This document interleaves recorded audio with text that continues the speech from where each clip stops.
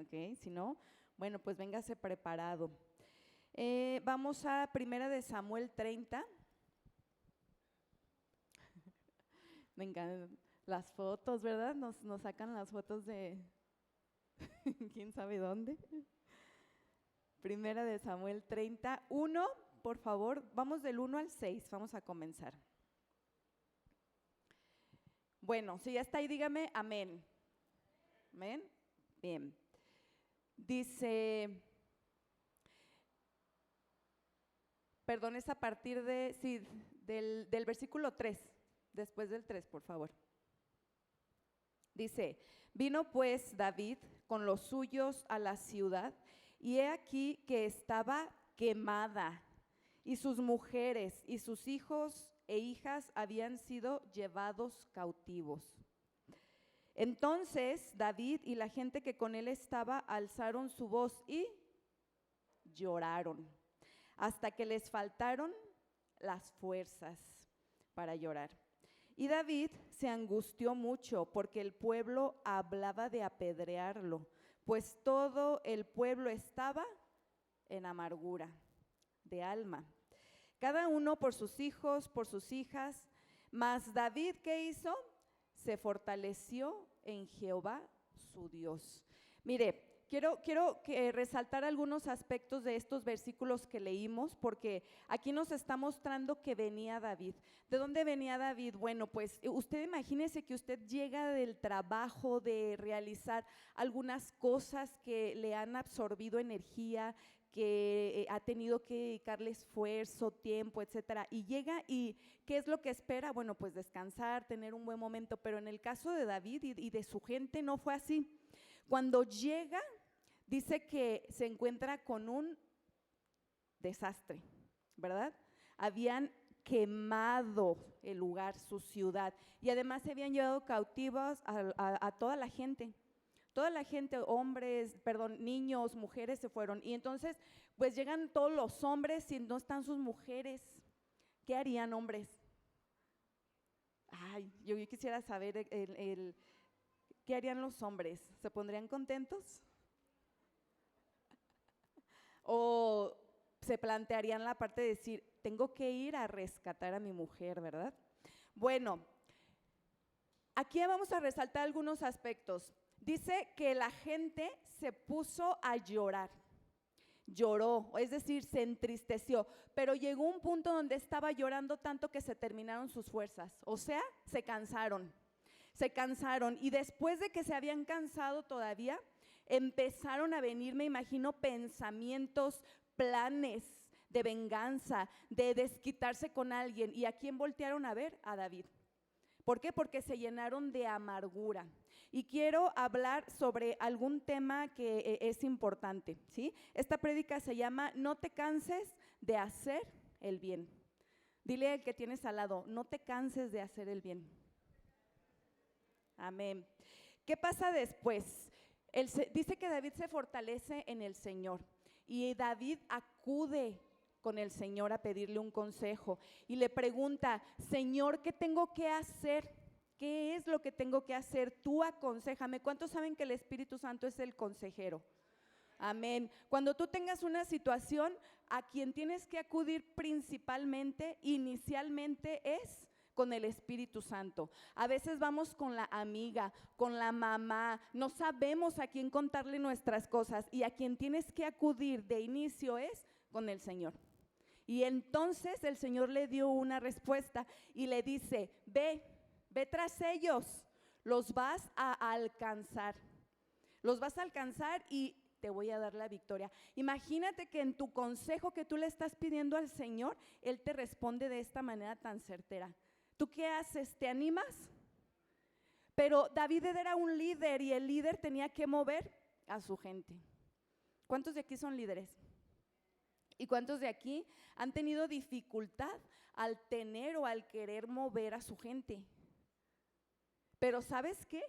Mientras el Señor te aconseje y esté contigo, tú tienes que avanzar. Es decir, no te canses de hacer el bien. Bueno, sigue avanzando. Hay un punto donde la vida del cristiano es comparada con una carrera. Incluso el mismo Pablo lo hace en la palabra de Dios. Y yo quiero decirte que si tú estás el día de hoy aquí, no has llegado al final.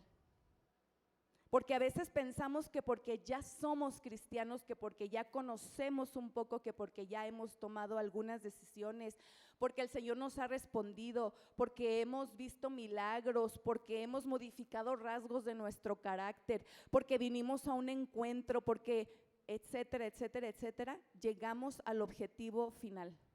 ¿Y sabes qué? No es así. El cristianismo es una carrera constante. Todos los días estamos avanzando, dando pasos para llegar a un objetivo. Y quiero que vayamos a la palabra Hebreos 12, 1 y 2. Gracias, dice: por tanto, puesto que tenemos en derredor nuestro tan grande nube de testigos, despojémonos también de todo peso y del pecado que tan fácilmente nos envuelve. Fíjense, que tan fácilmente nos envuelve. Y corramos con paciencia la carrera que tenemos por delante. Tenemos una carrera, ¿verdad? Piensa, visualiza, hay una gran carrera, hay un gran camino todavía por recorrer. Todavía falta. Pero el siguiente versículo nos dice: puestos los ojos, ¿en quién? En Jesús. ¿Quién es Jesús? Es el autor y el consumador de la fe. Ahora, ¿por qué es importante que reconozcamos esto? ¿Sí visualizaste que delante de ti hay un gran camino que todavía te falta por recorrer? No has llegado, no hemos llegado a la meta. Gracias a Dios conocemos a Jesús, pero hay todavía un gran recorrido que avanzar. Y si tú ya lo visualizaste, ahora quiero que tú pongas ahí en el enfoque, en el centro, en el objetivo constante, porque es constante, a Jesús, que es el autor y consumador de la fe. ¿Por qué? Porque en este camino que tú vas a recorrer, te vas a encontrar con diferentes desafíos y adversidades. Porque te vas a encontrar con tentaciones, con luchas. Porque el viejo hombre va a querer salir un día nuevamente, porque el trauma y el recuerdo nuevamente va a venir y te va a activar cosas que tú creías que ya tenías dominadas, pero no es así. Porque va a venir alguien y te va a herir y entonces tú vas a decir: estoy desanimado. Pero si tú mantienes tu enfoque en quien corresponde, que es Jesús, entonces vas a poder seguir avanzando. Alguien va a venir y te va a romper. Alguien va a venir y te va a herir, te va a decepcionar. Algo va a suceder que se va a salir de tu control. Pero si tú mantienes en esta carrera el enfoque correcto, entonces vas a poder seguir avanzando. Y por eso te recuerdo, no te canses de hacer el bien. Porque nos cansamos de hacer el bien. Nos cansamos, dices. Es más, a veces ves al de al lado que dices: no hace el bien y le va mejor que a mí, ¿verdad? ¿Verdad? Sí, claro. Pero ¿sabes qué? La palabra nos dice: no tenemos que cansarnos de hacer el bien. Y seguimos avanzando. Jesús es el objetivo. Vamos nuevamente con la palabra, 1 Corintios 9:24, por favor. Y aquí nos siguen hablando de una carrera. Fíjate, dice: ¿no sabéis que los que corren en el estadio, todos en verdad corren, pero solo uno obtiene el premio? Correr de tal modo que ganes. ¿Cuál es el premio? Hay un premio eterno por el que estamos llevando a cabo esta carrera. ¿Tú crees que el premio y que el objetivo solamente consiste en cuestiones terrenales? ¿Tú crees que todo lo que verdaderamente vale la pena solamente significa alcanzar cosas materiales, objetivos que tienen que ver con este mundo? No. La carrera que tú y yo tenemos está relacionada con una cuestión eterna. Tú y yo no tenemos que cansarnos de hacer el bien porque tenemos que avanzar hacia ese premio eterno. Tú y yo estamos en una carrera. El día de hoy que tú y yo vinimos, que alabamos, que dejamos de hacer cosas allá afuera para estar en este lugar, a escuchar la palabra de Dios, a aprender, a tener una respuesta por parte del Señor, estamos dando pasos, estamos avanzando en esta carrera. Amén. Ahora, ¿qué se requiere para hacer ese corredor? ¿Qué se requiere? A ver, piensa en un corredor profesional. ¿Tú crees que sale a correr nada más y a ver cómo le va? No, ¿verdad que no?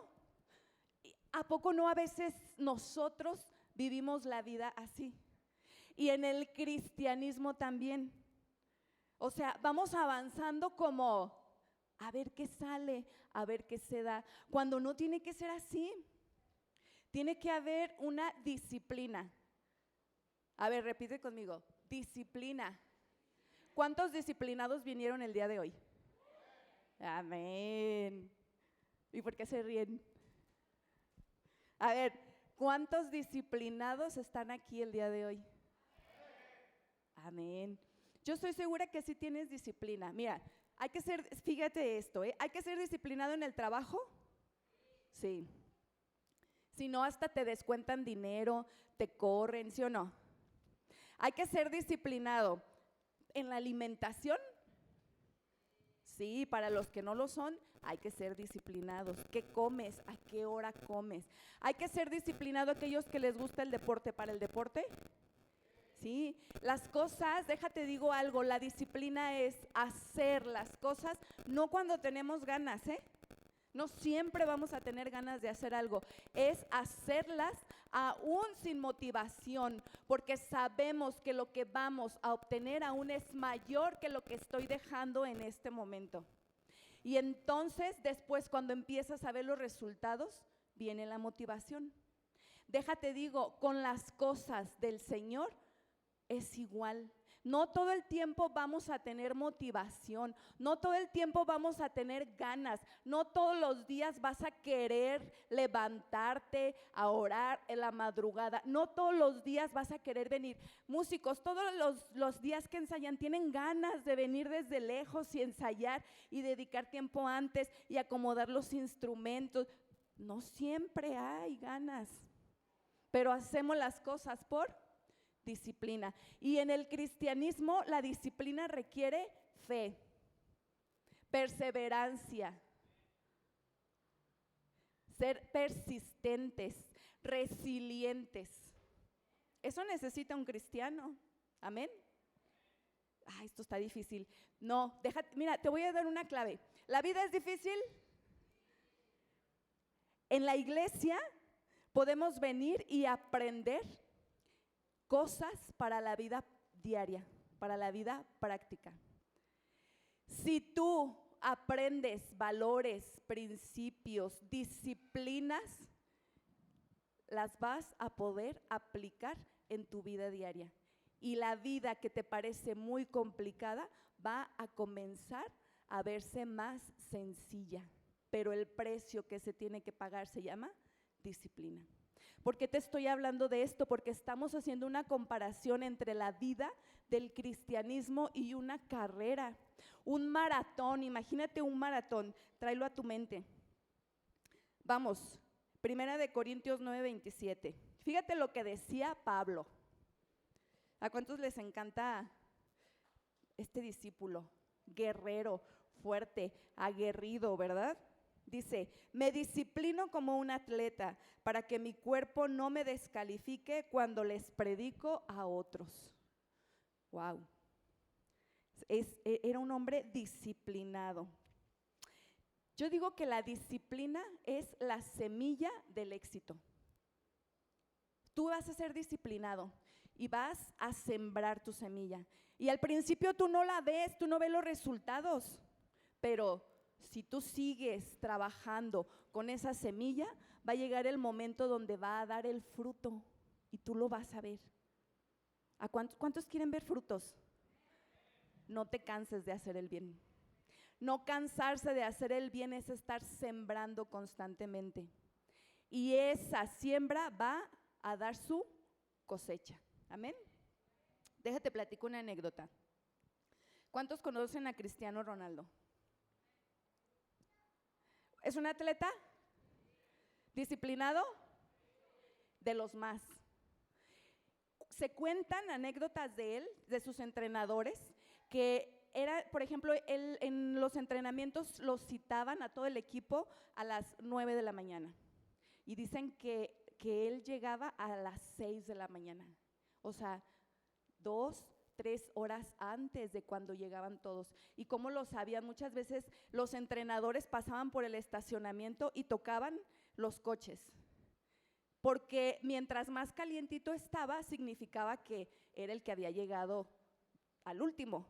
Y el de Cristiano Ronaldo, frío. ¿Por qué? Porque era de los que llegaba primero.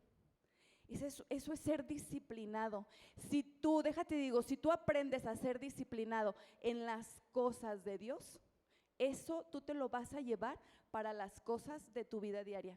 Si tú aprendes a ser disciplinado y llegas temprano a un servicio, entonces claro que vas a aplicar ese principio allá afuera y vas a llegar temprano a tu trabajo, temprano a tus citas. Si tú aprendes y no te cansas de hacer el bien constantemente, aquí donde se te enseña, porque aquí se enseña a hacer el bien, entonces eso tú lo vas a vivir y lo vas a aplicar afuera. ¿Cuántos han visto que hay necesidad de que toda la sociedad esté aplicando el bien?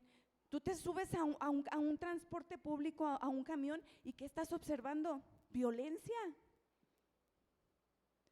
Tú vas por la calle y quizá tienes miedo. ¿Por qué? Porque se están viviendo cosas que ahorita nos están sorprendiendo. Pero nosotros, los que estamos aquí, los que estamos en esta carrera, tenemos que aplicar estos principios. Tenemos que recordarnos constantemente, aun cuando nos sentimos cansados, que vale la pena perseverar y que no nos vamos a cansar, amén, de hacer el bien. Ok, mira, para ser un atleta como Cristiano Ronaldo, ¿a cuántos les gustaría? ¿A cuántos les gustaría tener ese nivel pero en la vida espiritual? Ay, bajaron la mano. ¿Cuántos les gustaría en el nivel espiritual? No, es que subestimamos el mundo espiritual. Es que no sabemos qué hay en el mundo espiritual. Es que tú te ves en el espejo y ves el músculo de tu cuerpo, pero ¿y el músculo de tu espíritu? Ejercita los músculos espirituales. La gente, las multitudes acuden a los maratones para ver las carreras, a los partidos. Eso es público, pero realmente ¿cuántos están cuando viene el entrenamiento? En esos momentos donde solamente el atleta lo está practicando. ¿Y por qué lo pregunto? Porque tú puedes ver los resultados, tú ves los resultados de una persona y puedes generar una conclusión, pero tú no sabes el precio que se está pagando para poder llegar hasta ese punto. Y en el mundo espiritual es igual. Se habla de 4 tipos de entrenamiento. Mira, tú relaciona. Hay un entrenamiento físico, hay un entrenamiento táctico, que tiene que ver como con las estrategias, ¿verdad? Y hay otro que es técnico, cómo moverte, la posición, etcétera. Pero hay un entrenamiento, este entrenamiento es invisible, hay un entrenamiento invisible. ¿Y qué sucede en el entrenamiento invisible? Cuando hay este entrenamiento es silencioso y es oculto. Fíjate lo tremendo, así como es en lo natural, es en lo espiritual. Porque en este tipo de entrenamiento se están practicando principalmente 3 cosas: alimentación, hidratación y descanso. Y esto me llamaba la atención porque en lo espiritual es igual. Y déjate doy la respuesta. ¿Quién es el alimento en lo espiritual? Es Jesús, es su palabra. ¿Quién es el agua viva para hidratarnos en este entrenamiento oculto? Es Jesús. ¿Quién es el descanso de nuestra vida? Es Jesús. Y esto quiere decir que vamos a tener una carrera y que vamos a tener que estar preparados. Para eso son los entrenamientos, para prepararnos, para llegar al objetivo. Si tú y yo no nos preparamos, no nos entrenamos, entonces difícilmente vamos a alcanzar eso que estamos buscando, que es el premio eterno, que es vencer en esta carrera llamada cristianismo. Amén. Esto significa que no solo tenemos que venir por una recompensa del día de hoy, tenemos que cambiar nuestro chip y tenemos que ir por más. Dile, voy a ir por más. ¿Cuántos quieren ir por más? ¿Cuántos quieren ser cristianos de alto rendimiento? Bueno, 2. Con esas, amén. Ok, te decía, hay un entrenamiento invisible. ¿Qué ocurre en el entrenamiento invisible? Te voy a poner un ejemplo, la oración. La oración es el lugar donde va a suceder todo lo que tú necesitas. La oración es estar sembrando constantemente. Cada que tú te levantas en la madrugada y que te pones a orar y que doblas tus rodillas, estás tejiendo una red. Estás tejiendo una red. Y esa red te va a servir para cuando tu pie resbala, puedas tener donde caer para sostenerte. Eso es lo que ocurre en la oración. Por eso no tienes que cansarte, por eso no tienes que cansarte de orar por tu gente. No tienes que cansarte de venir a recibir la palabra. No tienes que cansarte de perdonar continuamente. No tienes que cansarte de hacer las cosas correctas. No tienes que cansarte de servir al Señor. Porque hay una recompensa. Porque cuando lo estamos haciendo, estamos sembrando. Y su palabra lo dice en Salmos 37, 24. Dice, aun cuando caiga, no quedará caído. ¿Por qué? Porque el Señor lo sostiene de la mano. Pero ¿por qué venimos? Fíjate lo que te voy a decir. ¿Por qué venimos y nos quedamos dormidos?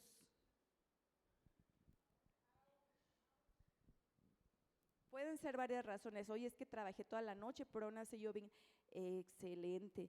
Pero a veces me da una pequeña impresión de que no estamos tan acostumbrados a estar recibiendo cierta palabra o alimento para nuestro espíritu y entonces se nos descarga la batería. ¿Qué sucede cuando nos cansamos? Porque va a llegar un momento, ¿verdad? Vamos a estar en la carrera y vamos a querer avanzar, pero va a llegar ese momento donde vamos a decir, no puedo. Ya no me dan las piernas para seguir avanzando, ya no me da la energía para seguir. ¿Qué va a suceder ahí? Y déjate, digo que el Señor tiene cuidado de ese momento. Puede venir ese cansancio prolongado y entonces puede llegar la frustración, así como le ocurrió al pueblo, así como le ocurrió a los hombres que estaban con David. Pero cuando eso ocurra, tú vas a seguir sembrando. Déjate, pongo un ejemplo. Quizá tú tienes un anhelo, quizá tú tienes un sueño, quizá tu negocio no ha aprendido como tú quieres, pero no te canses. Sigue sembrando. Quizá tienes el anhelo de ser mamá y entonces te estás cansando porque está pasando el tiempo.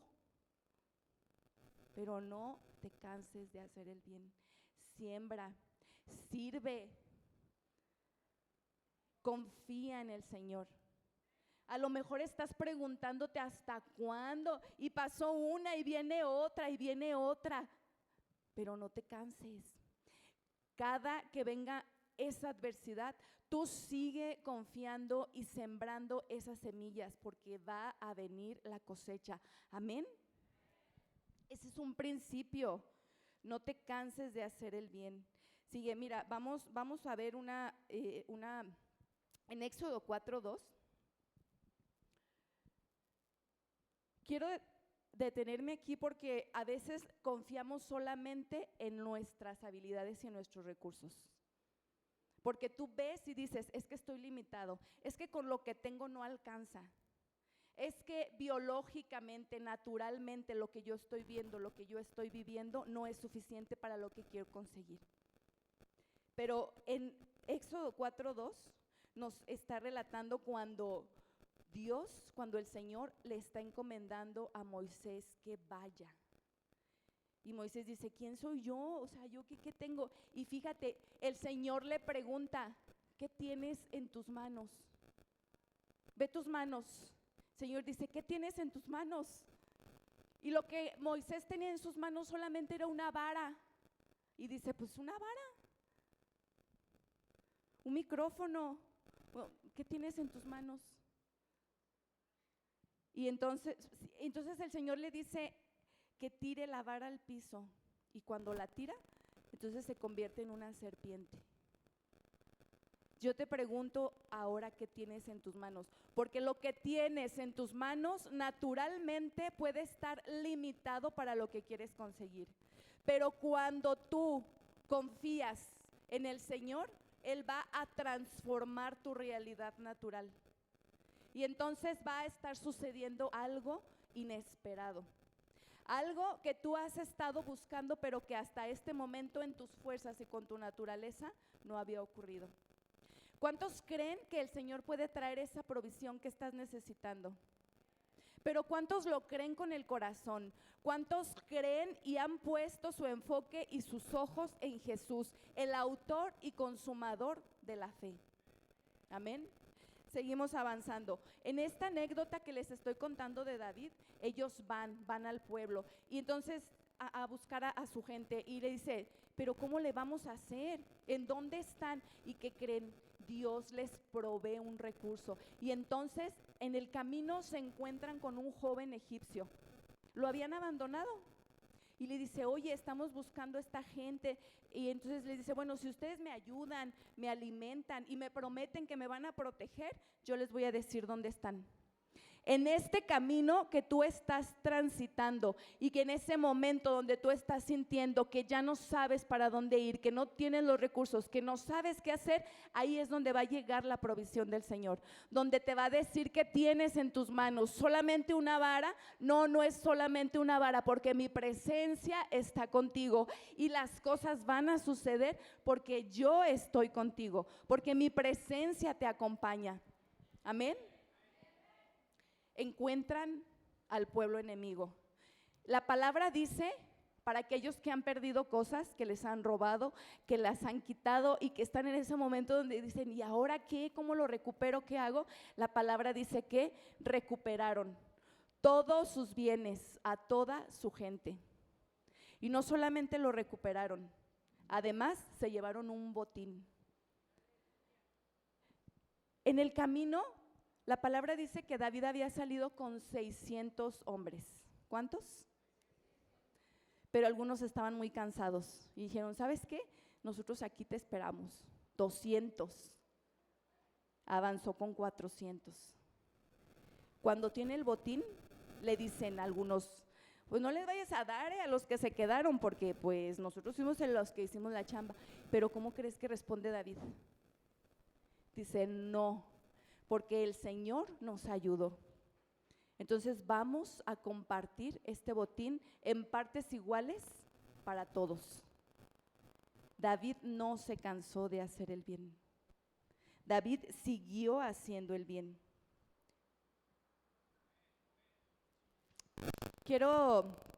Vamos a la palabra, a Éxodo 17, 11 y 12.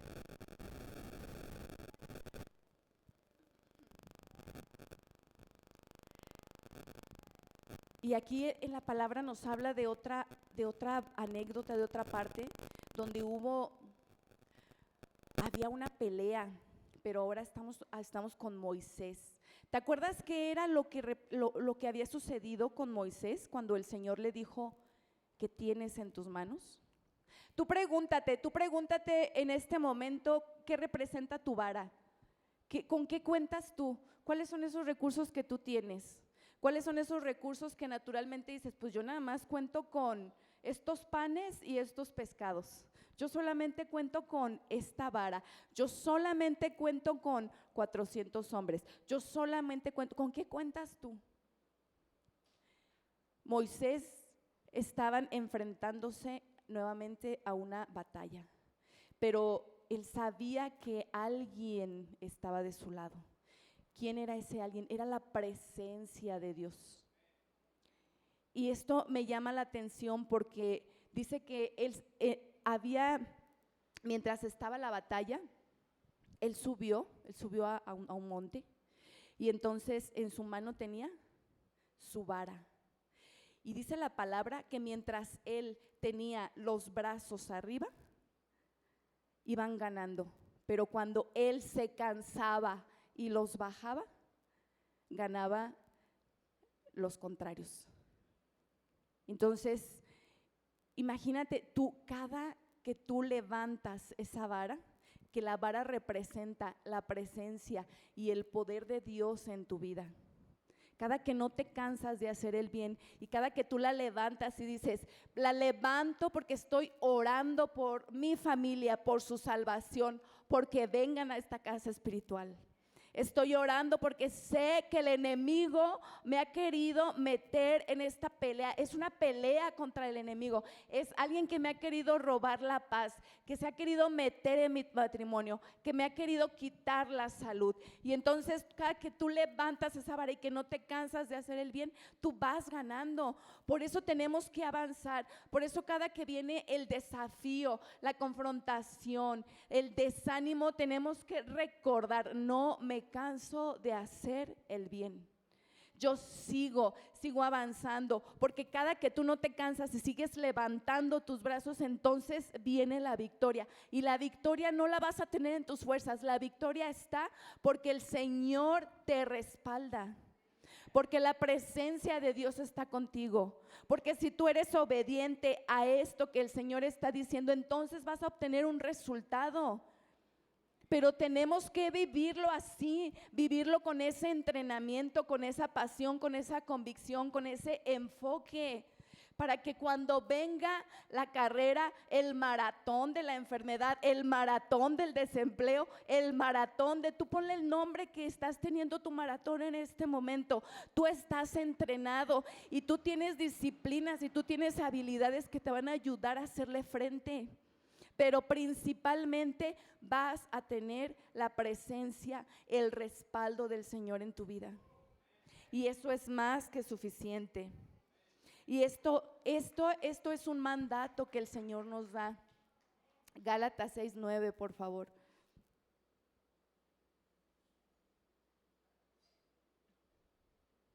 Dice, no nos cansemos pues de hacer el bien, porque a su tiempo cosecharemos si no desmayamos. Iglesia, ¿qué sucede si tú ya tienes un gran recorrido avanzado? Y si tú el día de hoy estás pensando en rendirte, en desmayar, pero mañana, de repente, ibas a tener tu respuesta. Qué tremendo, ¿verdad? No te rindas, no desmayes, no te desanimes. El Señor dice y sabe que nos vamos a cansar físicamente, pero también dice que tenemos que alimentarnos, hidratarnos y descansar. Y estas tres cosas, ¿en quién las vamos a encontrar? En nuestro Señor Jesucristo. Él es quien te va a alimentar. Él es el agua viva y Él es el que te va a traer ese descanso. Entrega tu corazón, imita y aprende de Jesús, como dice su palabra, que es manso y humilde, para que puedas tener realmente el cumplimiento de las promesas que vienen en su palabra. Porque así como nos decía Lisa en la velada, a veces contamos más las dificultades, pero mejor tenemos que aprender a contar sus promesas. cada promesa que hay para nuestra vida. Así que vamos a cerrar con este versículo que es Éxodo 33:14.